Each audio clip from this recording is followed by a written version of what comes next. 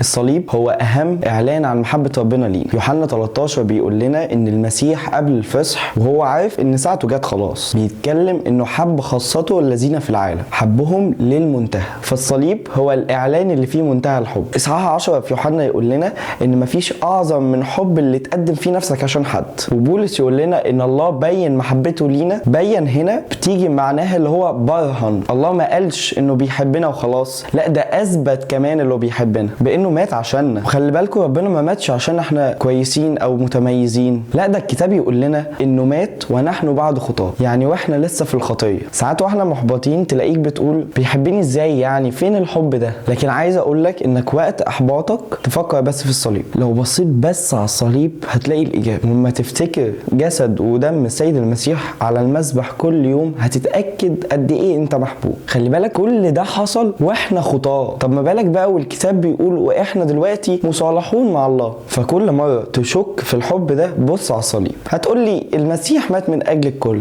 تمام، هقول لك اللي هو مات فعلا من اجل الكل، بس شطارتك بقى انك تحس نفس العمق اللي بولس حسه. بولس حس نفسه ان اتصلب ومات وقام مع المسيح. فيقول لنا في غلاطيا 22 مع المسيح صلبت فاحيا لا انا بل المسيح الذي فيا. ويكمل ويقول الذي احبني واسلم نفسه لاجلي. بولس معلش هو مين بيتكلم؟ بولس عدو الكنيسه مضطهد المسيح اول الخطاه. فبولس يرد ويقول هو بيحبني. وكأن بولس قادر يشوف حب المسيح ليه هو في العالم كله. زي ما بيقول احد الاباء لو كنت انا الخاطي الوحيد في العالم كان برضه المسيح هينزل ويخلص. الله احبني وانا خاطي ومقدر قيمتي ومكانتي. احيانا كتير ببقى محتقر نفسي وباصص لي بقله كده، لكن الصليب بيقول لي اني ليا ثمن وقيمه وقيمتي هي دم المسيح. واحنا في القداس بنقول بموتك يا رب نبشر. لازم نركز مع ان الصليب كان من 2000 سنه، بس بالنسبه لي اكنه كل يوم. وكمان الصليب ساعدني مش بس اني احب ربنا ولكن كمان اكره الخطيه. بولس يقول لنا ولاجل الخطيه دان الخطيه في الجسد.